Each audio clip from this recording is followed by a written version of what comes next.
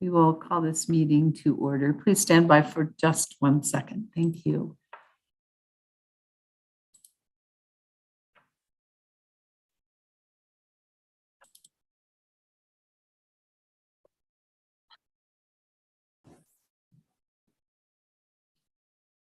Okay. The Operations and Safety Committee, chaired by the co-chair, Kate Williams, will now come to order. We are convened as of 5:31 p.m. I would respectfully ask anyone attending this meeting to mute yourself unless you are recognized to speak. Thank you all for joining us this evening.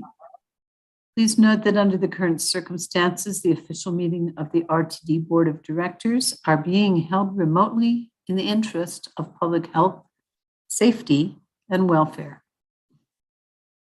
For the immediate future, the official meetings of the Board of Directors will be held via Zoom.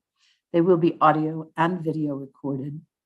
The meeting recordings, along with the unofficial minutes of the meetings, will be posted as soon as possible on the board's website.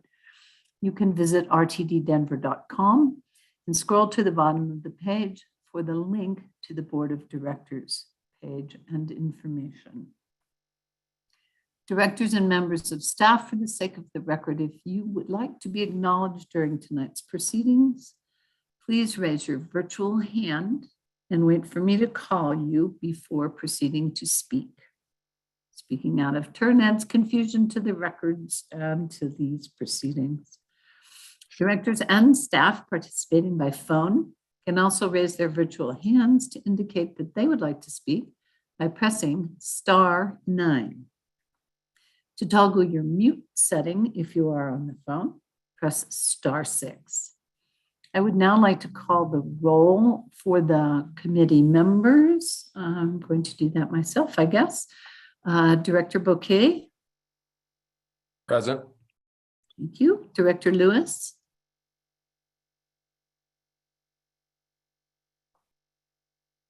No. Director Tisdale. No. Present. Sorry, it wouldn't get off mute. That's right. I cannot see because I'm trying to read the agenda, so I don't see you. Director Rosenthal? I am here and I apologize for my tardiness to this meeting. That's all right. I'm going to finish this introduction and then I'm going to hand it back to you. Sounds good. Thank you, Madam Vice Chair. I am also here.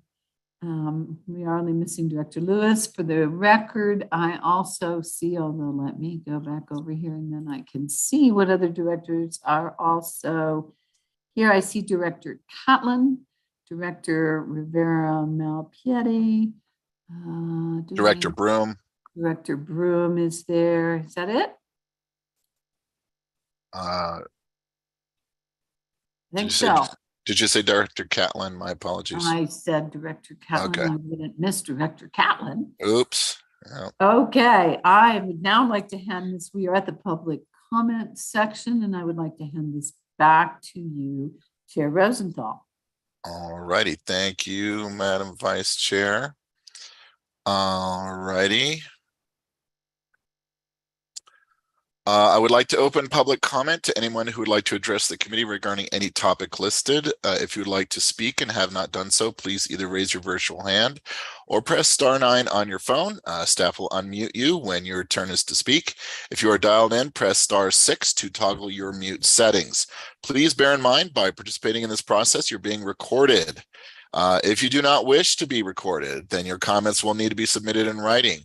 If any speaker has documentation or reference materials for the committee, or if any member of the public would like to submit written comments, please email those materials to the board office at the following email address: rtd.boardoffice@rtd-denver.com.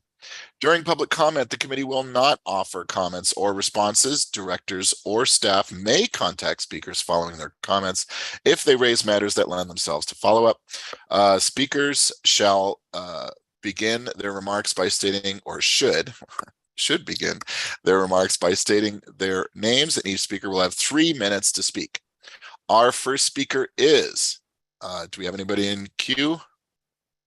Yes, we have Richard Bamber. All right, go ahead, Richard.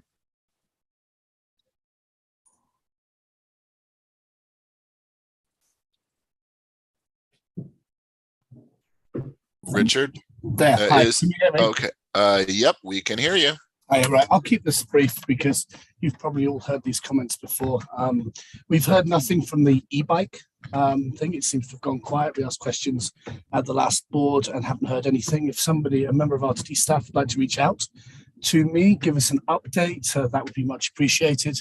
Reiterating operations and safety, the bus crash on the Parker Road and the R-line derailment. So we reiterate our desire to, once preliminary investigations are complete, to see a report on that. And that's about it. Thanks. Thank you, Mr. Bamber. And Barbara, is there anybody next? I see no one else is in the queue. Thank you. Are there any emailed comments received for tonight's meeting? Do you know? There were no comments emailed to the board office. Okie dokie. So with no other participants in the queue and no other or nothing emailed to us, we're going to close the public comment period at this time. So let's go on to item number C, information from external entities. There is no information from external entities this month. We'll go to D, recommended actions. There are 2 recommended actions on the agenda this evening. The first item is the January 2023 Title VI Service Equity Analysis for the Board of Directors to adopt the Title VI Service Equity Analysis Report for January 2023 service changes to comply with federal laws, regulations, and guidelines related to Title VI of the Civil Rights Act of 1964, as well as to meet the 2021 to 2026 strategic plan priority of community value. Do we have a motion? So moved, Director Williams. Second, Bouquet. Directors Williams and Bouquet, first and second motion. I'd like to ask Carl Green, Jr., an interim director of civil rights, and Jesse Carter, senior manager of service development, to present this item. Good evening, board of directors and fellow meeting attendees. I'll go ahead and pull up the slide deck. Thank you.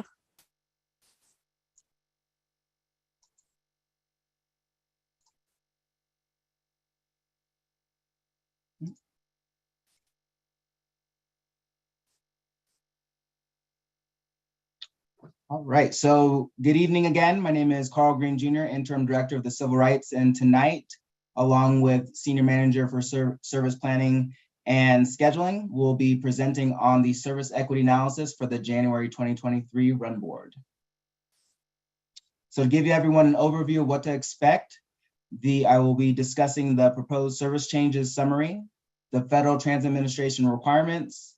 I will go over the Title VI and service equity analysis overview, the Title VI policies that apply to the analysis, as well as the methodology, as well as discuss the route and network level analysis and conclusions, and then conclude with recommendations and then open it up to the floor for any questions. So before I go over the process, the equity analysis process and conclusions, I'll pass it over to Jesse Carter to discuss the summary of the service changes. Okay, thank you, Carl. Just to be brief, basically the January 2023 service change is largely comprised of proposals aimed at improving on-time performance and compliance with the district's collective bargaining agreement. There are also several service improvements related to the system optimization plan, which was adopted in July of this year through Reimagine RTD. And there are a number of other customer requests that we're also trying to comply with. We do have one proposal that is listed as a reduction of service, but I want to be clear with that one. What we're doing there on the Route 120L is actually eliminating a deviation on weekends to the Adams County Administration campus, which is actually closed on the weekends. So we think that that has minimal impact. Other notable changes include schedule adjustments to light rail operations to improve on-time performance, and resequencing some of the trips so that our services don't get in the way of each other and allow our operators to get their proper respite time. Also, last but not least, we are formalizing the discontinuance of the C and the F line, which are currently not in operation, but the discontinuance of those lines were also included in the systems optimization program, which was adopted by the board of directors again in July of this year. So with that, I'll return back to Carl. Thank you, Jesse. All right, so FTA requirements for service changes. As noted in the board report, the FTA Title VI circular, which is the policy guidance for transit agencies, directs the requirement for any major service changes for the agency to perform a service equity analysis to ensure that there are no adverse effects or impacts to Title VI populations for major service changes that would last longer than 12 months. And this analysis must be brought before the board for their awareness, review, and approval prior to those service changes going into effect. The authority that sets the legal precedent is the Title VI of the Civil Rights Act of 1964, and a key evaluation tool to ensure that transit agencies are upholding the assurances under Title VI and the FTA guidance for service changes is the service equity analysis. So this is an overview of the major decision points and the questions that my office, along with support with Jesse and his team, on moving forward with the equity analysis. So as you see on this visual depiction of this, you can see step one is to evaluate the type of change. We start with, given that this is a service change, we're looking at whether it meets the threshold for a major service change. If the answer to that question is yes, step two is evaluating the possible impacts, specifically disparate impact for minority and or disproportionate burden for low-income populations. If the answer to that question is no, no further action is required. However, if there are potential impacts for Title VI populations, the agency must move forward with either minimizing, mitigating, or avoiding that impact. So i.e. evaluating the alternatives and changing course or addressing those matters to ensure that minority or Title VI populations aren't unduly impacted by the service changes. And just for note, I may make reference to equity populations, and just so that we're clear, and is that I'm referring to minority and low-income populations. So now I'll give everyone an overview of the Title VI policies, which we utilize in order to assess the nature of the changes, as well as whether there are any potential impacts on these populations. So first we start with the major service change policy. By definition, it's a 25% plus or minus, so an increase or decrease in the service hours of any route that would remain in effect for over 12 months or longer. And based off of this initial assessment, this is a conversation and meetings that I have with Jesse and his team on getting a better understanding of what those changes are. And through this computation and assessment, the result of the major service change is that one of the changes met the major service change threshold as an increase. And then as Jesse alluded to, the C and F lines that were previously suspended, given that although they were previously suspended by virtue of the Title VI circular, if there's a permanent discontinuance, it's a matter of formality that we conduct an analysis on those lines. So now I'll go over the disparate impact and disproportionate burden policies. I may reference this as DI and DB policies moving forward, or Title VI policies, to lessen the amount of time to say that fully. So just for simplicity's sake, I'll be using Title VI policy or reference as DI or DB policy. So essentially what we're looking at here is, if you look at the visual diagram on the screen here, for testing for disparate impact at the system level, this is also applied at the route level, where we can see in the blue bar chart, if you look at the aggregate of population, so non-minority population that would be impacted either positively or negatively, we can see that there's 25% of that population would be impacted. And then given that we have, by virtue of our DI and DB policy, if it's a service increase, if you do the math, so the threshold calculation, so 10% of that 25%. So if we look at major service increases, there would be a possible disparity if it's over that 25%. So doing the math, that's 27.5%. So if it's a service reduction, they would be receiving more of the potential burden. And on the flip side, if it's a major service increase, there's a potential disparity if it's below that 22.5%, or basically 22.5%. So 10% of that 25% is 2.5. So we just add to that 25% for service reductions, or we subtract from that 25% for service increases. So now I'll go over the methodology, the way in which we conduct the analysis. And by virtue of the 2022 Title VI program update, we have increased our sensitivity as far as how we conduct our analysis and formalized it with board approval. So the methodology used was both at the route level analysis, so looking at each line independently that met the major service change threshold, and then looking at it from a network perspective, which gives us a better understanding of the nature of impacts in totality of the service proposal that's being provided for each run board. So to give you the results of the route level, we found with the one route, the Route 30, there are no potential disparate impact or disproportionate burden.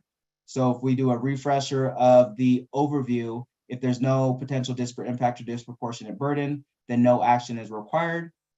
However, when we look at the two lines, the C and the F, there are no disparate impacts for minority populations, but there is a potential disproportionate burden.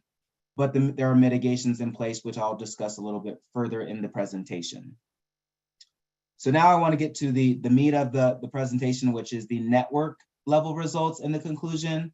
We can see here, based off of the equity analysis that was in the board report, and even in the recommended action, that equity groups represented a higher population share than the district average. So when you look at when we total the minority population, given the nature of changes, we can see that that equity populations are receiving more of the benefits. And as we can see, as I mentioned earlier, minority groups are not disproportionately impacted by the C and F lines, but just to take a deeper dive on the potential disproportionate burden for low-income populations, because it does exceed the threshold relative to higher income populations. But as stated previously, all stations served by the C and F lines will continue to be served by existing rail service at 15-minute peak headways. So that's the mitigation. So bottom line, there's minimal concerns from the Title VI perspective. And the biggest takeaway that I want the board to walk away with, when we look at the changes in totality based off the analysis, is both minority and low-income equity populations receive greater service increase. They are positively impacted compared to non-equity populations. And for doing the math, it's a positive 1.84% more for minority groups, and plus or positive 1.67% more for low-income groups. So the last slide here, before I open up for any questions, the recommendation here is for the board to consider approving the January 2023 Title VI Service Equity Analysis.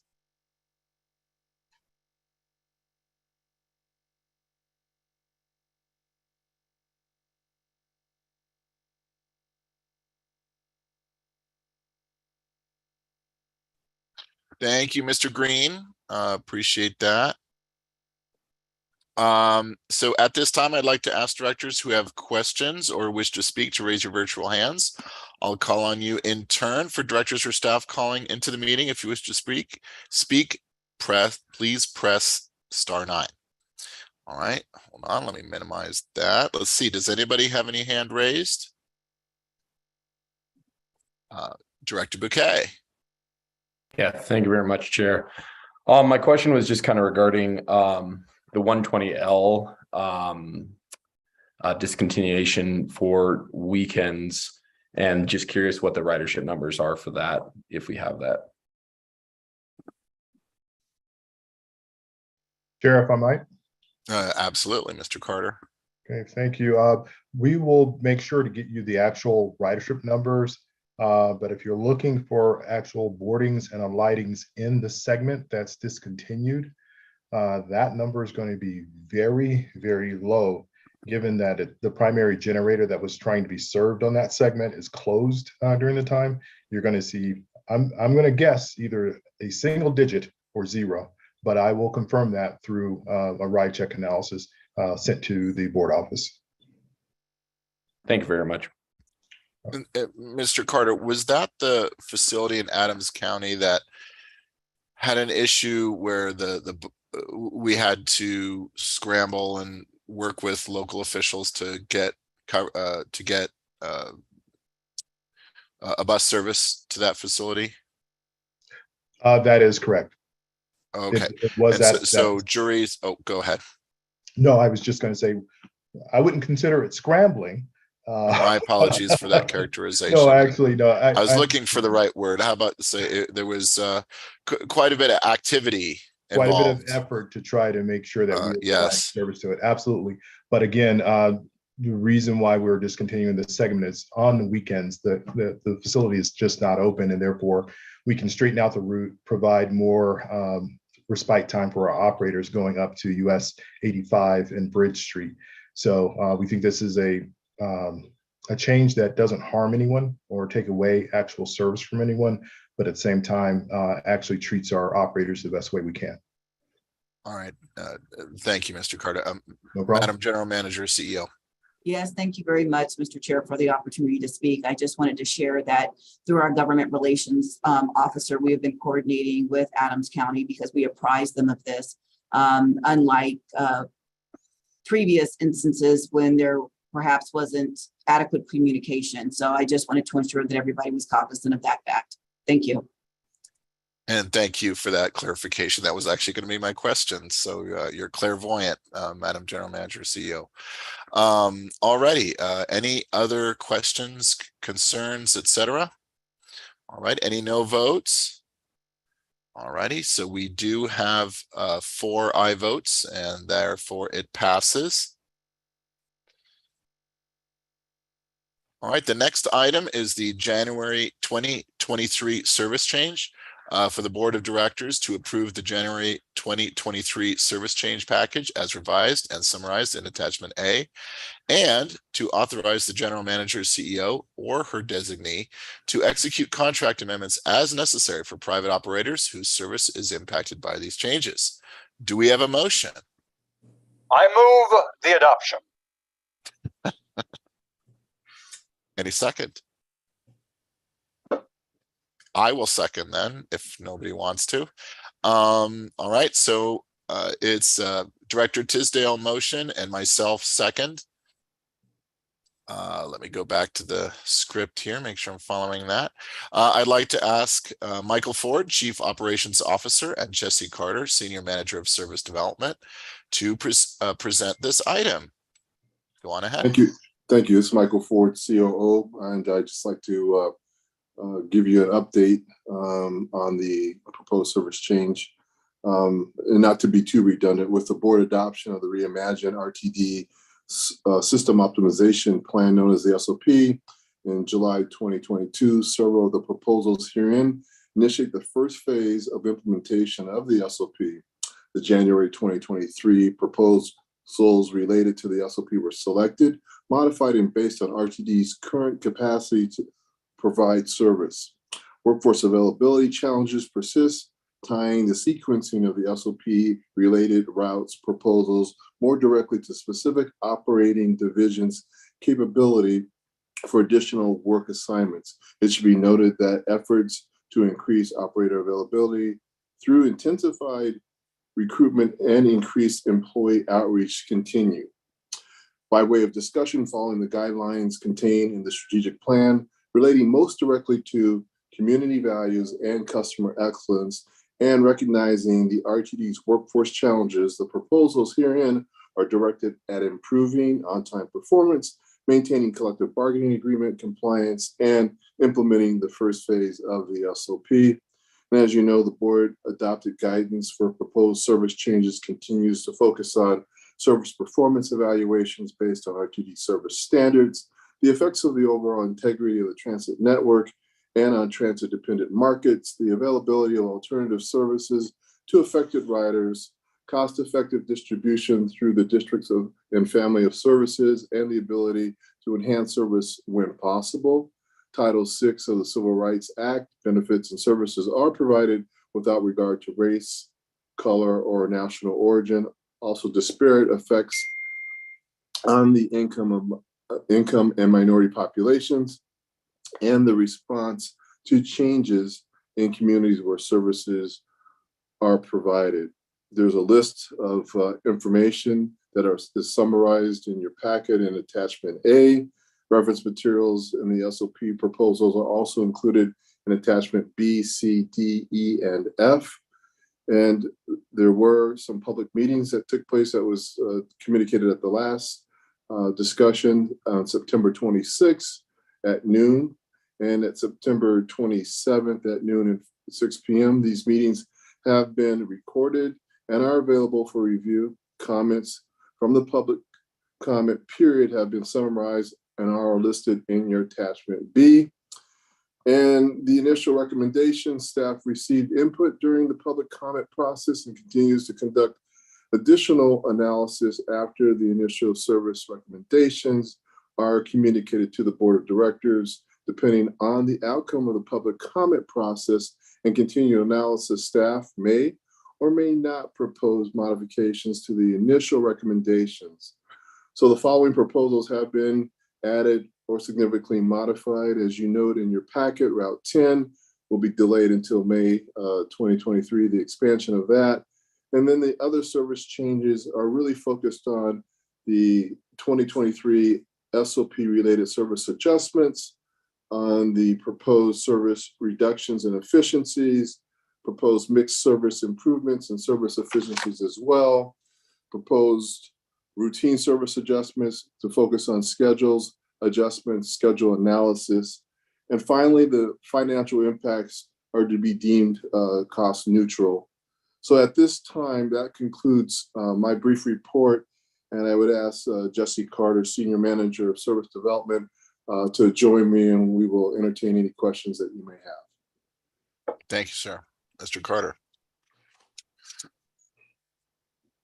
Oh, actually, I have no further comment to what Michael Ford had presented, but I'm open to any questions with regard to the proposals. Thank you, sir. Are there any directors who have any input or questions or concerns or what have you about this item?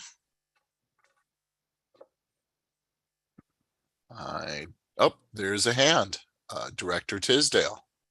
Thank you very much. I did just want to take a moment to thank staff for making a special point of highlighting to us in these changes that are all set forth in the report the percentage of time that these runs are late, these routes are late. And it's helpful to say, okay, we understand that, we recognize that, we acknowledge it, and we're trying to fix it. We hope that these service adjustments will reduce that lateness and increase the on-time performance, because particularly as to some, and I note that there were 4 people who submitted comments on Route 24, which goes up and down University not far from my house, and said, can we please put that to 30-minute headways? And I know that's a dream in the distance because of workforce issues, etc. But at least if we can make the ones that are running more on time, that would be greatly appreciated. So thank you to staff for A, doing it, and B, giving us the information so that we could see it. Thank you for your comment. Thank you, Director Tisdale. Any other comments? All righty. Given any no votes? Okay, in that case, the measure passes unanimously with 4 aye votes. Alrighty, let's move on to the next item. Discussion items. Are there any discussion items this evening? Nope, no discussion items. Any other matters? Me. Okay, sorry, I had to toggle to go to the screen from my script. Let's start. I don't know who raised their hand first, but let's go to Director Williams. Go on ahead. Director Broom, I know you were first. Do you want to wait? Do you want to go? I'll wait. Okay, I'll go. I have some, I have an information item that I'd like to note. I don't know about the rest of the directors, but I regularly am contacted by constituents who have issues with infrastructure around RTDs, bus stops, train stations, whatever.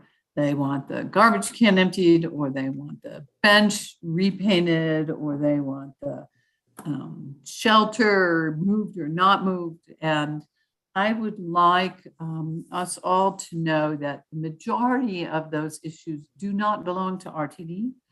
They belong to the city, county, and if it's not them, then it's usually a private vendor. But most of the shelters and the buses are clearly marked. So I'm going to ask that we all be aware to ask the person who is requesting RTD's assistance for a photo of the situation.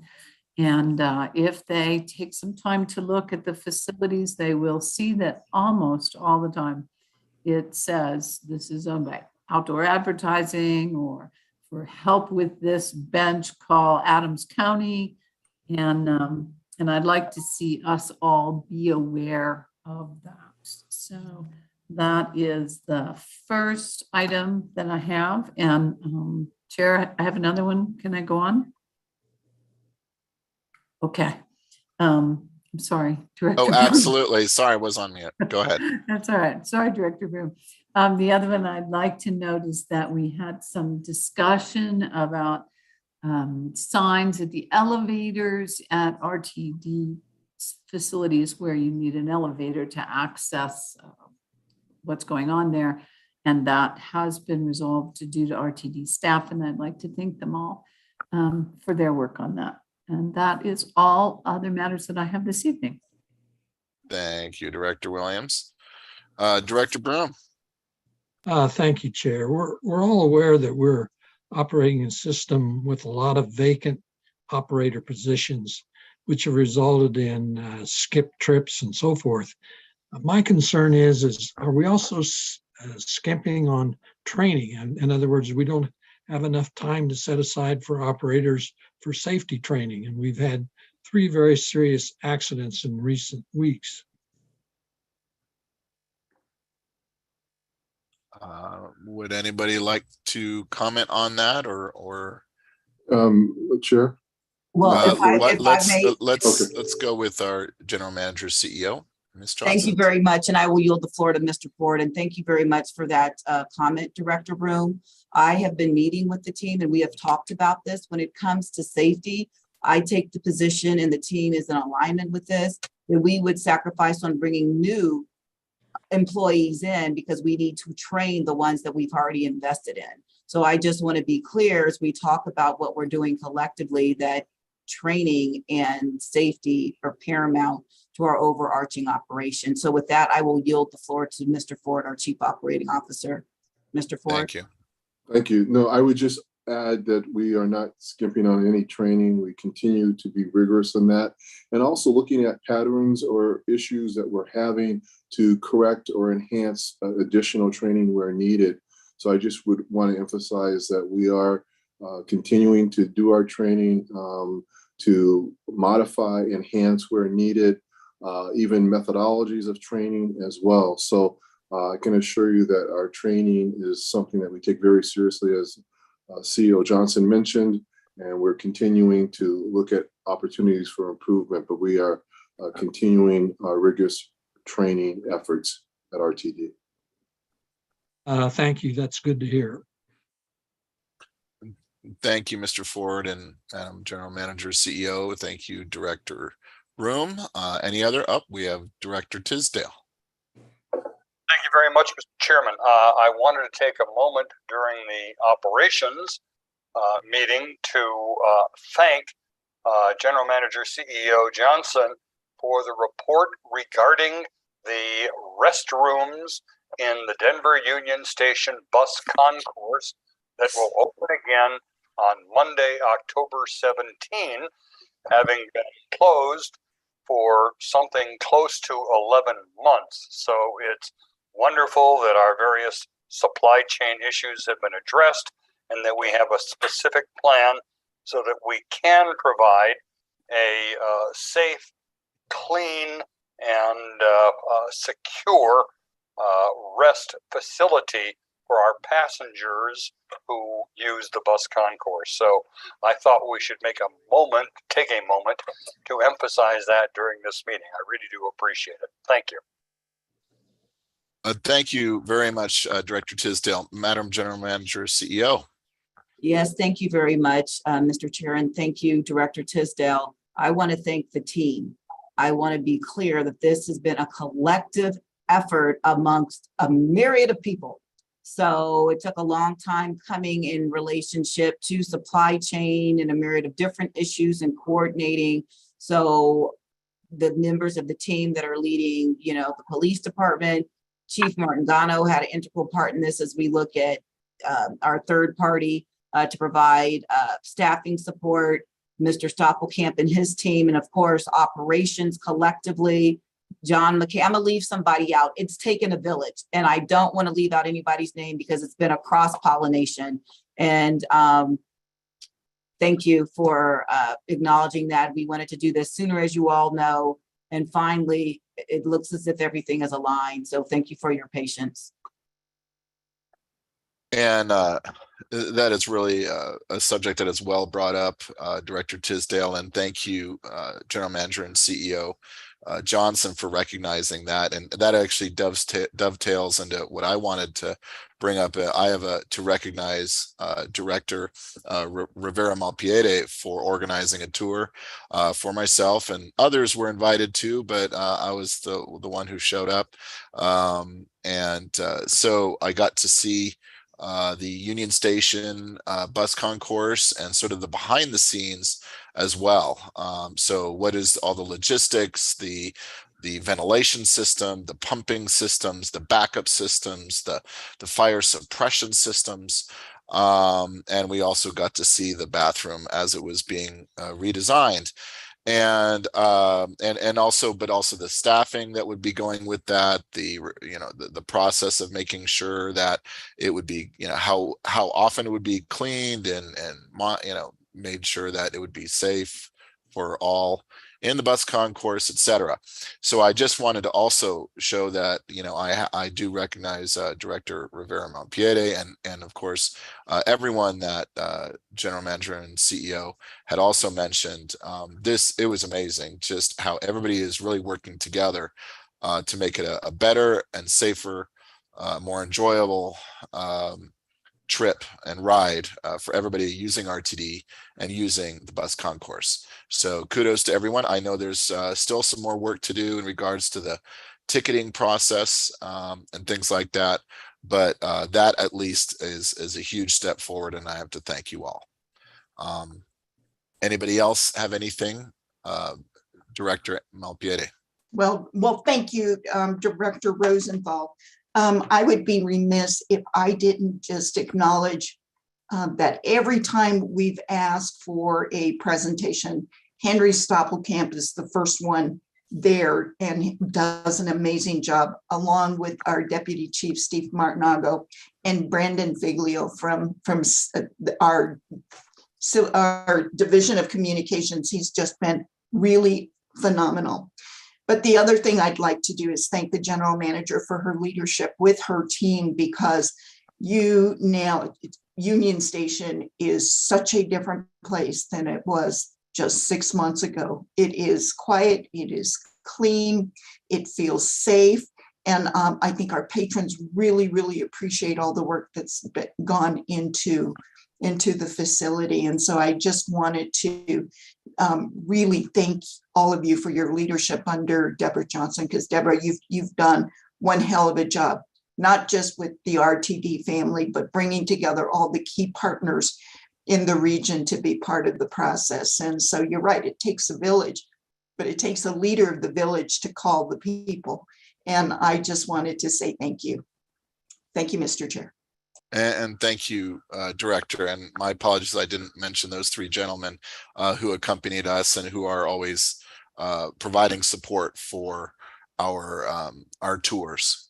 So thank you very much, Mr. Filiolino, Martin Gano, and Stoppelkamp. So let's see, anything else? Director Malpiedi, your hand is raised. Okay, that's it. Well, I think that's it at this time. Let me just look at the script, make sure there's nothing else to be said. All righty. Looks like just the next meeting of the Operations and Safety Committee will be Wednesday, November 2nd, 2022. Seeing no other discussion, the meeting is adjourned at 6:26 p.m. Thank you so much, everybody, and have a great evening. Bye-bye now.